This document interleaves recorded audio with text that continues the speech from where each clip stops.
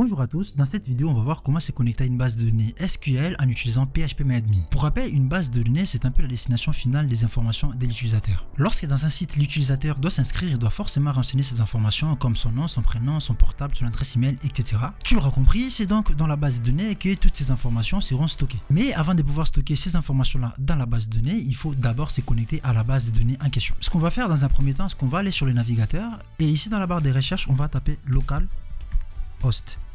On va valider et ici on va aller sur PHPMyAdmin. Voilà, on a ici les formulaires pour se connecter à la base de données SQL de PHP. Si on regarde un petit peu ce qui se passe ici dans l'URL, on voit que c'est écrit localhost PHPMyAdmin. Ce qui se passe ici, c'est que comme j'utilise PHP en local, c'est-à-dire depuis mon ordinateur, je ne suis pas sur un serveur en ligne, je suis sur mon propre ordinateur et que j'utilise WAMP comme serveur pour pouvoir utiliser PHP, forcément le nom de mon serveur s'appelle localhost. Ici, si on observe un petit peu, on nous demande un nom d'utilisateur et un mot de passe. Le nom d'utilisateur par défaut, c'est root quand on est en local. Est-ce qu'on a vraiment besoin de les changer? Je pense pas. On va laisser root. Les mots de passe, on va rien mettre du tout parce que par défaut, PHPMyAdmin pour se connecter, il n'y a pas besoin de mot de passe. Mais si ça te tente de mettre un mot de passe, tu peux. Mais en vrai, comme tu es en local sur ton propre ordinateur, tu n'en as pas forcément besoin. On va laisser le mot de passe à vide, ce qui signifie que pour se connecter à PHPMyAdmin depuis notre ordinateur, on aura besoin du nom du serveur qui est localhost, du nom d'utilisateur qui est root et du mot de passe qui est rien du tout. Si j'ai fait connexion, on peut voir que je suis connecté à ma base de données. Enfin, à PHPMyAdmin plutôt. Parce que c'est dans PHPMyAdmin que je vais devoir créer une base de données. Pour ça, je vais aller ici à gauche sur nouvelle base de données. Je clique dessus et ici, je vais nommer ma base de données. Je vais l'appeler entraînement. Comme ceci, et je vais faire créer. À présent, si je regarde sur la colonne de gauche, on peut voir que j'ai une base de données qui s'est créée et qui s'appelle entraînement. Quand je rentre dedans, on me propose de créer des tables parce que par défaut, la base de données n'a pas les tables du tout. On va pas rentrer en détail sur les tables parce que c'est pas l'objectif de la vidéo. Nous, on veut vraiment voir comment se connecter à la base de données. En quelque sorte, on vient déjà de les faire. On est déjà connecté à notre base de données parce qu'on est à l'intérieur. Mais en fait, ce qu'on veut, c'est pas ça. Nous, on veut pas se connecter de cette manière-là. Nous, on veut nous connecter depuis des lignes de code pour qu'ensuite les informations de notre formulaire soient envoyées dans cette base de données-là. Et bien, pour s'y faire, à la racine de notre projet, on va créer un dossier qu'on va appeler include. Et ensuite, à l'intérieur de ces dossiers, on va créer un fichier qu'on va appeler database, par exemple, database.php. C'est à l'intérieur de ces fichiers qu'on va créer notre connexion à la base de données. Donc, on va ouvrir les balises PHP. Comme ceci, à noter que les balises PHP n'ont pas besoin d'être fermées, sauf cas spécifique. Par exemple, si je devais ouvrir des balises PHP dans un code HTML, je n'aurais pas d'autre choix que de fermer mes balises PHP. Pourquoi?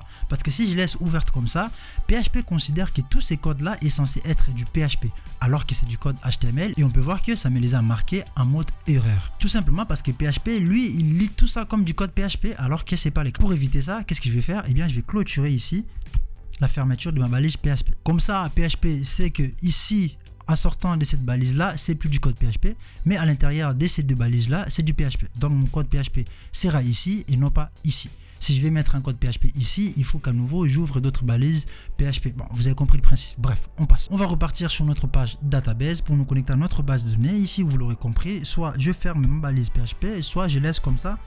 Ça ne fera rien du tout. De toute façon, si je laisse comme ça, il n'y a pas de problème parce que en dessous, il n'y a pas du code HTML. Mais bon, on va quand même fermer. C'est pour de bonnes pratiques. Et ensuite, on va créer une session. Je vous expliquerai pourquoi j'ai créé ma session ici. Session start. On clôture une ligne de code toujours avec un point virgule. Alors, start, c'est pourquoi il y a une erreur. C'est un T ici. Start R aussi, ça manque un R. Voilà, comme ceci, session start. Je vous expliquerai un petit peu à la fin pourquoi j'ouvre ma session ici dans la connexion à la base de données. Et ensuite, comme je disais tout à l'heure, on a besoin du coup de savoir quel est le nom du serveur qu'on utilise. On avait vu ici en étant sur les navigateurs que notre serveur, il est juste là, localhost. Donc, on va créer une variable pour stocker les noms du serveur. On va l'appeler $serveur, comme ceci. On va mettre des doubles quotes à l'intérieur. On va dire localhost. On sort pour clôturer notre ligne de code, toujours un point virgule. Là, cette variable $serveur, elle stocke tout simplement le nom de notre serveur. Alors, très important de noter que le nom de la variable ici, c'est quelque chose de totalement arbitraire. C'est-à-dire qu'ici, j'aurais pu mettre $pain, tout simplement, et $pain égale à localhost. Voilà. Mais c'est juste pour des raisons de logique. Un serveur, c'est pas un pain, donc on l'appelle $serveur. Vous avez compris? Vous mettez ce que vous voulez. $serveur égale à localhost, et ensuite ce qu'on a besoin pour nous connecter, on avait besoin de notre nom d'utilisateur qu'on avait vu, c'était root. Donc on va mettre utilisateur, c'était root comme ceci, Et ensuite, il nous fallait un mot de passe. On a vu que pour le mot de passe, on n'avait rien mis du tout. Alors, même si on n'a rien mis, le navigateur a quand même besoin de savoir qu'il y a un mot de passe, mais qui est égal à rien du tout. Donc, on va créer une variable qu'on va appeler password, par exemple. Comme ceci. Et cette variable sera égale à rien du tout. Voilà, on laisse comme ça, on met rien à l'intérieur. Et ensuite, on va créer une dernière variable. Et je vous laisse deviner, ça sera quoi?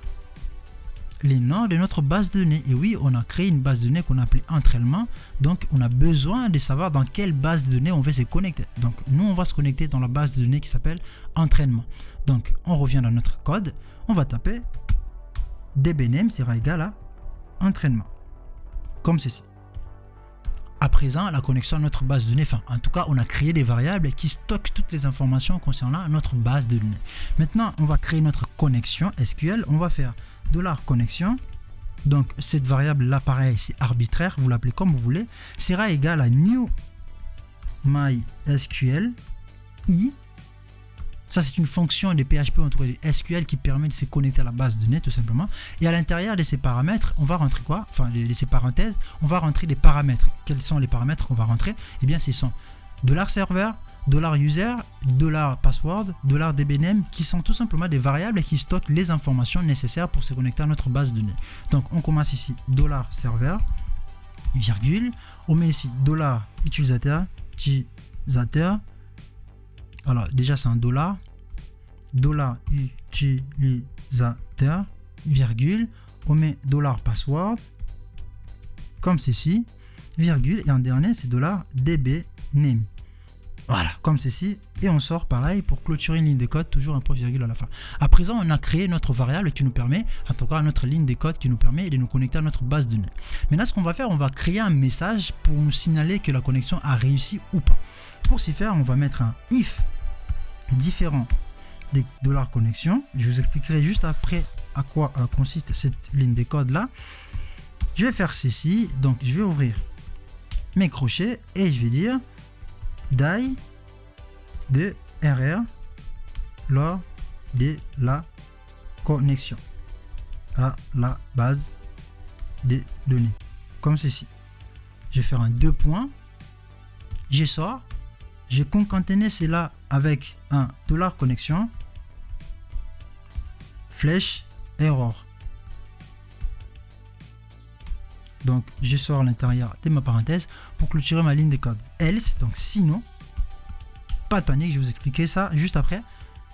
On fait un écho, connexion, réussi. Tout simplement. Comme ceci. Donc, je vous explique la ligne de code que je viens de créer. Là, j'ai simplement dit que si différent des $connexion, en gros, si connexion n'est pas celui-là, donc si ça a échoué, si ça n'a pas marché, tu vas m'afficher ces messages-là. Tu vas me dire erreur lors de la connexion à la base de données et ensuite je vais concaténer avec $connexion erreur pour me préciser les types d'erreurs qu'il s'agit. Ok? Sinon, donc ça veut dire que c'est pas différent mais c'est égal à connexion, donc la connexion a réussi. Tu vas simplement m'afficher $connexion réussi. On va aller dans les navigateurs, on va checker ça, on va actualiser, il ne se passe rien. Pourquoi? Ah oui, parce que notre page database qui crée la connexion à la base de données doit aussi être reliée à la page auquel on veut traiter nos informations, donc à la page de notre formulaire. Pour ça, on a déjà nos balises PHP qui sont ouvertes ici. Alors, petite chose à remarquer ici, vous voyez, la première balise PHP ouvrante, elle est à la ligne 2. Ça, c'est pas bon. La balise ouvrante de PHP doit toujours être la première ligne du code. C'est comme ça que le navigateur saura les lire. Donc voilà, on a la balise PHP qui est ouverte ici. On va faire quoi? On va faire tout simplement require 11 comme ceci. Et à l'intérieur, on va définir, en tout cas indiquer les schémas spécifiques, les schémas exacts où se trouve notre fichier database dans lesquels il y a la connexion à la base de données. Donc moi, je sais que mon fichier se trouve dans le dossier include. Donc je vais faire include. Et ensuite, je sais que ça s'appelle database. Comme ceci, je me connecte dessus et j'ai fini ma ligne de code avec mon point virgule.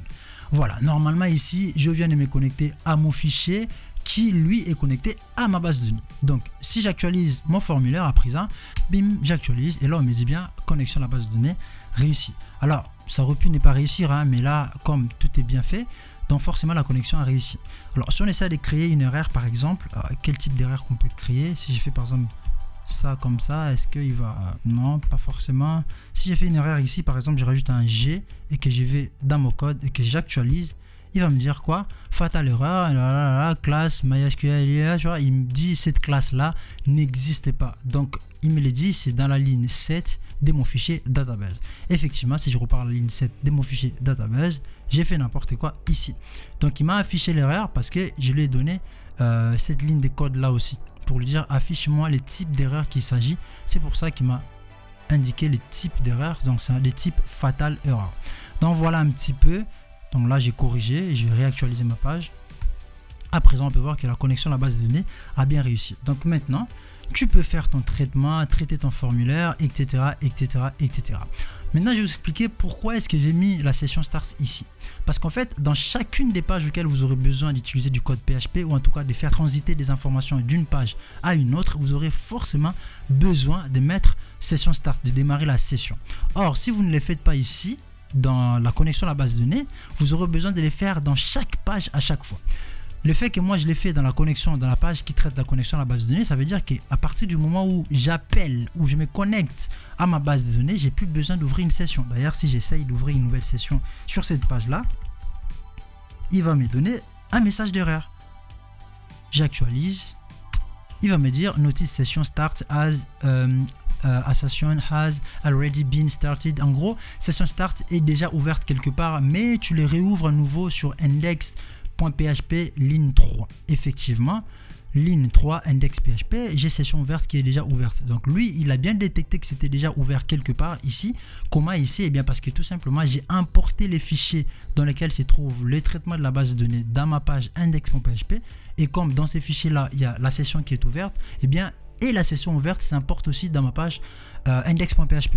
Donc lui, comme il a détecté ça, il sait à présent que j'ai plus besoin de mettre session start. Si j'en mets, ça fait une session start de trop, donc il m'affiche un message d'erreur. Je l'enlève et j'actualise. On peut voir que le message d'erreur est parti. Comme ça m'évitera à chaque fois de mettre session start dans chaque page, à chaque fois, parce que c'est déjà inclus dans la connexion à ma base de données. Voilà un petit peu les amis, c'était l'objectif de cette vidéo. C'était assez court, enfin je sais pas combien de minutes ça fait, mais j'espère qu'elle vous aura plu. Si c'est le cas, dites-le moi en commentaire. N'hésitez pas de me laisser les petits pouces bleus. On pourra voir la prochaine vidéo, comment envoyer des données dans la base de données. Si ça vous intéresse, vous me dites, j'en ferai une vidéo. Quant à cette vidéo, n'hésitez pas à commenter, abonnez-vous au passage, laissez des pouces bleus, ça m'aide beaucoup, ça aide la chaîne à se développer. Surtout que vous, ça vous coûte rien du tout. Moi, j'en ai fini, je vous dis à une prochaine vidéo. À très vite. Peace.